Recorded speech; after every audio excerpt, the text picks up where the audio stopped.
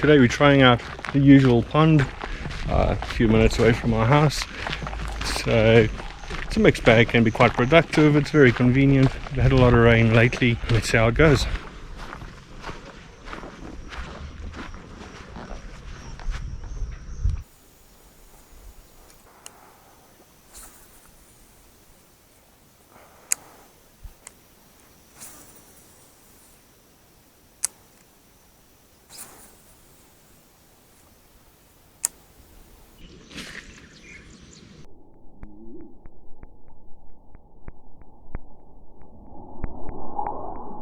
Been about an hour and no bites. I don't see any fish activity. I started around the reeds with a popper, switched over to a chatterbait, obviously with the dark water, a chartreuse and brown. I'm gonna switch back to the popper. I know the specific pond responds well to poppers, especially this time of the day. It's around 5:20 right now. Give it another 20 minutes, they'll move down to the other ponds, see if they respond. If they don't like my popper, I could give it to some other fish that might appreciate it, that might just bite it, at least nibble it. No luck here. I'm going to move on to another pond. The wind is picking up, the clouds aren't taking anything. It's getting cloudy, I think is the term you use. I just don't feel good about this pond anymore. I'm going to move on.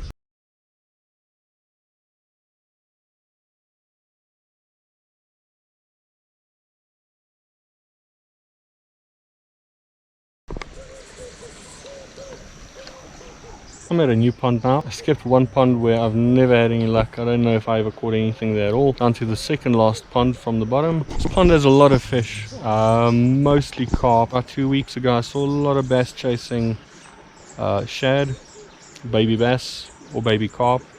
They were all against the sides. I did have some success chasing them up against the side with a popper. I'm trying that same tactic now, however I am not seeing or hearing any action from the fish whatsoever. Hold on, I am seeing some fish action right in front of me.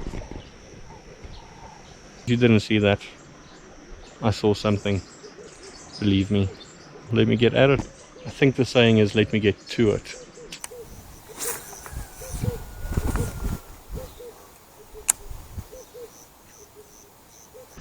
I've been using my trusty Z-Man pop shads. Really like them. Very, very versatile. You can throw them right into the bushes, pop it back into the water, get right up to the edge where you'll usually get topwater striking bass, just waiting for things to fall in. This has not worked for me today. I know it's a late afternoon bait, but it is 5:45 already. I'm going to switch over to a jig for a bit, and then I'll inevitably go back onto my popper. If I'm throwing areas where I might get snagged up, I'll definitely throw the weedless kind of soft popper. Also I'll switch over to a normal double treble popper. I said I was going to put on a jig, and that does mean getting a different rod. Just give me a minute, I'll get onto my other rod and we'll get going again. I've got my other rod, I've got a jig. Is that not sexy? Solex with a nice matching blue jig. I hope the fish find it as sexy. I know they can't see my reel, but if they could, I'm sure they'd agree. Anyways, I'm gonna go throw this thing around, see if we've got any better luck. This is the last pond. It's a beautiful spot.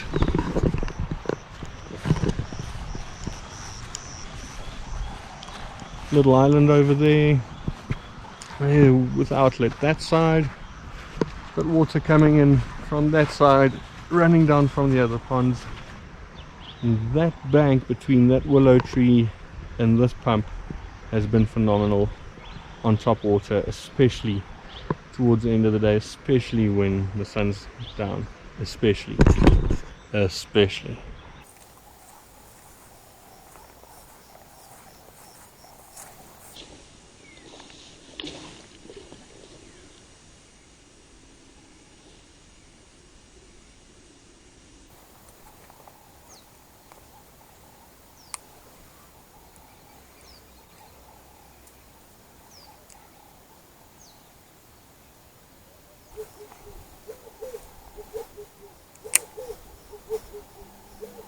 As I walked up to this little bridge, Firstly, right over there, I saw something kick up a bit of a fuss. Could have been a barbel or a bass, though I've never seen any barbel catfish as you might know them as around here. Then secondly, as I got onto the bridge, right over there where I'm pointing with my rod, I saw some bubbles in a bubble trail, which again would mean that typically that's the behavior of a catfish. I did throw my jig that way and I got a nibble. In fact, I got 2 nibbles. I did not get a gulp, but I got a nibble. Who knows, maybe I catch a catfish today.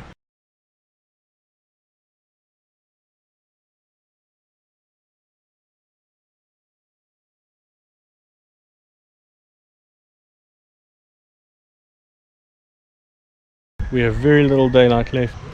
There is a little hole over there, and as I looked that side I saw a fish jump. There are usually some dinks there, but a dink is better than nothing, I guess. Decided to go with the popper, little black belly, black rooster tail, little slim popper, not too big, always a favorite of mine. I decided to go with the black belly for some contrast, as we don't have a lot of daylight. Black shows better in the dark water. Also, that little tail might just look like a little insect if they see nothing else, and I'm sure after the week's rain they're very used to getting little insects, especially crickets, which this will look like, fall into the water. So I'll be working the edges with this, hoping for anything whatsoever.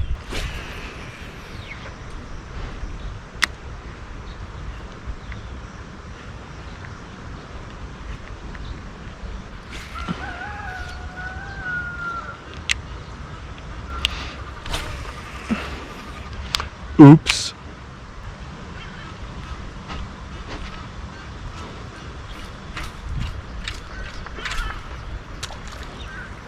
Lucky me.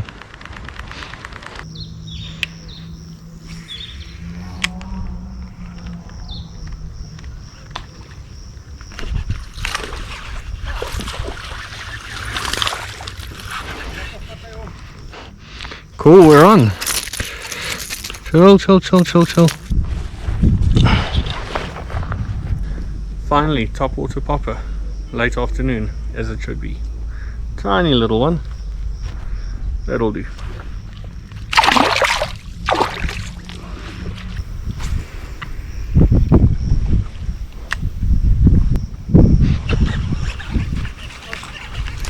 On the dink master. Fish is a fish. Okay, let's get this little baby off the hook. I never take chances with trebles. The dink. Set him free. That was a tiny little one, but a fish is a fish. Okay, so that was a tough day. Many hours with no fish, and then as the sun disappeared, last few minutes I got one, wouldn't say big, then got a dink, a real dink. Also managed to lose one. To be honest, I didn't even know I had it until I just felt a head shake and it was gone. It happens in the dark, especially with your top waters. You have to listen out for those pops, or sometimes when you feel that tug, they'll really decide to spit it out. My dad got quite a nice one. He actually skipped a worm on the surface, which is something I often do with flukes as well. That was successful. I'd say he landed a decent, maybe just below a kilo. And we can say, okay. Rain's coming in, lots of lightning falling in, and we'll call it a day.